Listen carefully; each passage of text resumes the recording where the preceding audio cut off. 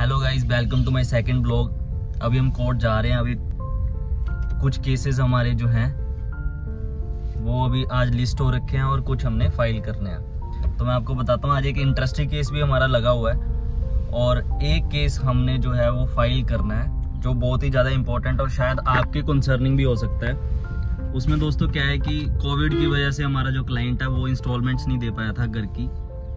उसके जो फादर थे उसने घर लिया था, घर बनाने के लिए उसने लोन लिया था बैंक से, और जब इंस्टॉलमेंट्स नहीं दे पाया तो उसे नोटिस वगैरह आया था कि आप किस्तें जो हैं वो दे नहीं पा रहे।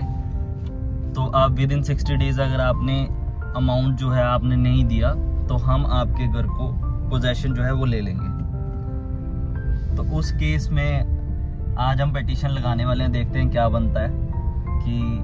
क्योंकि कोविड की वजह से वो इंस्टॉलमेंट्स नहीं दे पाया था। इसका प्रोसीजर जो है मैं फिर कभी किसी वीडियो में बताऊंगा। अगर आपको जानना है तो आप मुझे कमेंट्स में बता सकते हैं। अभी हम कोर्ट जा रहे हैं, घर से निकल चुके हैं। सुबह के 9 बजे, 10 बजे कोर्ट शुरू होती है और बाकी जो भी रहता है मैं आपके साथ शेयर करता हूँ। हमारी जो टू डू लिस्ट है वो हम बना चुके हैं। ये जाम तो ना दोस्तों रोज़ की ही बात होगी, कम से कम 15 से 20 मिनट तो इस जाम में ही हमारे लग जाते हैं। और आगे यहाँ पे एक चौक आता है जिसपे एक पुलिस वाला खड़ा रहता है। उसके साथ मेरी कई बार बहस भी हो चुकी है। एक बार एक ऑटो वाले को वो मारा था तो उसे मैंने पकड़ लिया था। तो मैं दिखाऊंगा अगर आज भी वो खड़ा हुआ तो ये पुलिस वाला खड़ा है, देखना ये है वो।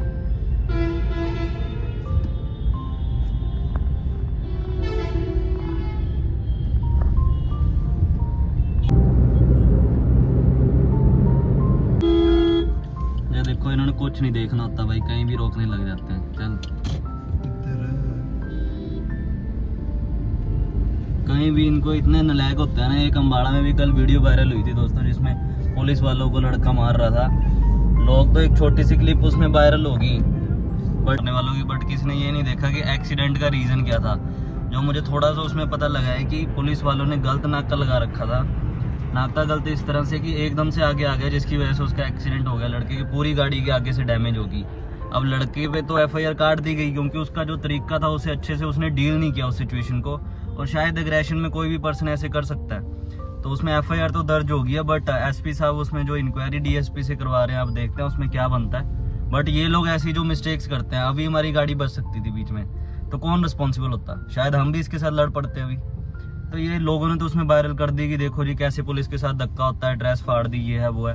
तो ये छोटी छोटी चीज़ें होती हैं, बट लोग जो इनकी वजह से प्रॉब्लम्स को फेस करते हैं, इनको एक पैसे की तो इनको अकल है नहीं। तो देखते हैं अभी। अब फाइनली हम दोस्तों पहुंच चुके हैं, चंडीगढ़ एंटर कर चुके हैं। अभी कोर्ट पहुंच के मैं आपको आगे का बताता हूँ क्या रहता है। यार आज तो मैं तंग हो गया, मतलब इतना टाइम कभी भी नहीं लगता कोर्ट जाने में। अभी कम से कम हमें 50 मिनट्स हो चुके हैं ऑलरेडी घर से निकले हुए। आधे घंटे का रास्ता नहीं है घर से, और आज इतना ट्रैफिक है रास्ते में।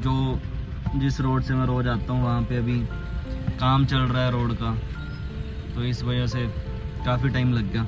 देखते हैं दोस्तों कब पहुँचते हैं कोर्ट। आज 10 बजे तो कोर्ट शुरू हो जाती है और 10:05 पे मेरे केस का नंबर होगा। तो फाइनली दोस्तों हम कोर्ट पहुँच चुके हैं। यह है Punjab and Haryana high court.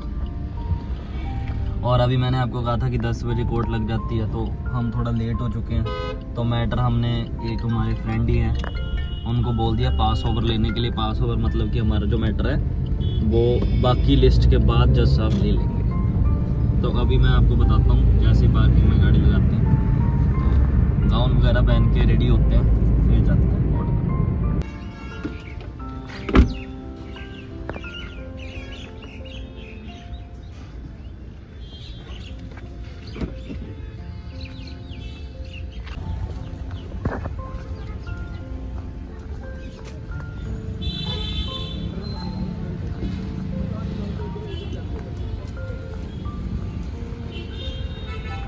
मैं कोर्ट के अंदर जा रहा हूँ, रेडी हम हो गए हैं। तो अभी आगे जो भी रहता है मैं कोर्ट के बाद आपको मिलता हूँ, फिर बताता हूँ। इधर से आ जाएगा शायद, इधर से जाना। तो भाई साहब आज ही मैं सेकंड ब्लॉग बना रहा था और फाइनली हाई कोर्ट में स्ट्राइक हो गई है।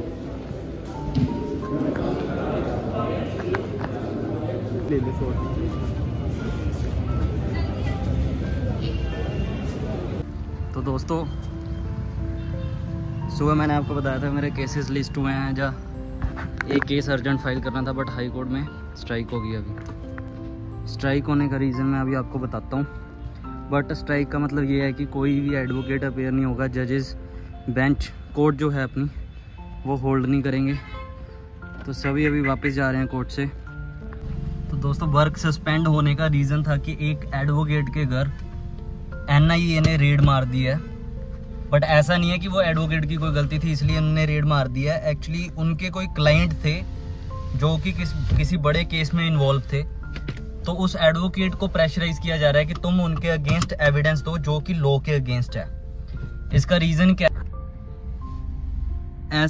ऐसी पावर एडवोकेट्स के पास इसलिए है क्योंकि जुडिशियल सिस्टम में आपने देखा होगा कि कसाब जैसे क्रिमिनल्स भी आते हैं और बहुत सारे ऐसे भी इनोसेंट लोग होते हैं जिनको गलत फंसाया गया होता है, जिन्होंने मर्डर नहीं किया और फिर भी उनके अगेंस्ट मर्डर के केसेस कर दिए जाते हैं, जिन्होंने चोरी नहीं की फिर भी उनके अगेंस्ट झूठे केसेस दर्ज कर दिए जाते हैं। तो ऐसे बहुत सारे इनोसेंट लोग भी आते हैं। तो कानून की तरफ से हमारे पास ये पावर एडवोकेट्स की तरफ कि तुम्हें प्रेशराइज नहीं किया जा सकता कि तुम्हारे पास आपके क्लाइंट की क्या डिटेल्स हैं, उसके वेयर अबाउट्स बताओ। तुम्हें प्रेशराइज नहीं किया जा सकता। ऐसा 2-3 बार देश में हो चुका है, वैसे ज्यादातर नहीं होता।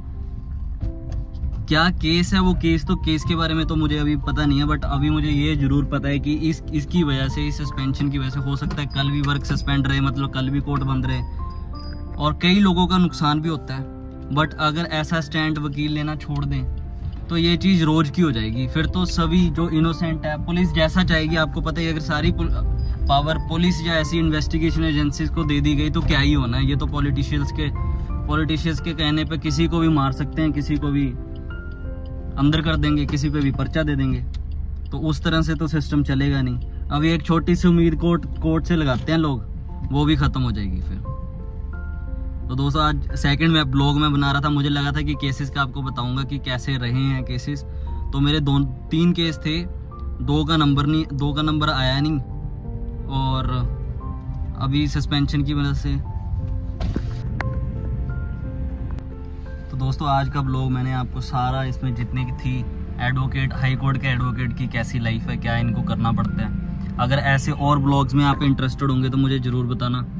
और हाई कोर्ट में होने वाली स्ट्राइक्स के बारे में आपका क्या कहना है? वैसे मैं ऐसा नहीं हूँ कि 100% इसके फेवर में हूँ, बट कुछ स्टेप्स तो लेने पड़ते हैं। अदरवाइज हमारे देश में जैसे हालात चल रहे हैं ना, कि हर कोई पर्सन जिसके पास थोड़ी सी भी पावर है वो उसे मिसयूज़ करने की कोशिश कर रहा है। और सारा बर्डन अल्टीमेटली किस पे आता है? गरीब जनता पे आता है, मिडिल क्लास फैमिलीज पे आता है। तो काफ़ी कॉम्प्लिकेटेड सी सिचुएशन होती है ये, जिसमें पावर का तो देखो सिंपल सिस्टम है। सबके डिवीज़न जो है पावर की वो सभी अथॉरिटीज़ में बराबर हो और सभी अथॉरिटीज़ अपना काम अच्छे से करें, तभी देश की तरक्की हो सकती है। अभी कुछ लोग कर भी रहे हैं, तभी हमारे देश में इकॉनमी थोड़ी सी ग्रो कर रही है। अभी तक सर्वाइवल इसलिए चल रहा है, अदरवाइज तो बिक गए होते कब के। तो भाई thank you so much for watching this video. नई शुरुआत की है मैंने, कोशिश करना, सपोर्ट करना, और अगर कोई सजेशंस हो ज़रूर मुझे कमेंट्स में बताना। और अगर कुछ बुरा लगा हो तो गलत कमेंट्स करने की ज़रूरत नहीं है, माफ़ कर देना, सजेशंस ज़रूर देना। मैं ज़रूर वो सारी जो आप सजेशंस दोगे उनको रीड करूँगा और आगे जो वीडियोस बनाऊँगा उनमें उस चीज़ का ध्यान रखूँगा। Thank you so much for watching this video. Thank you.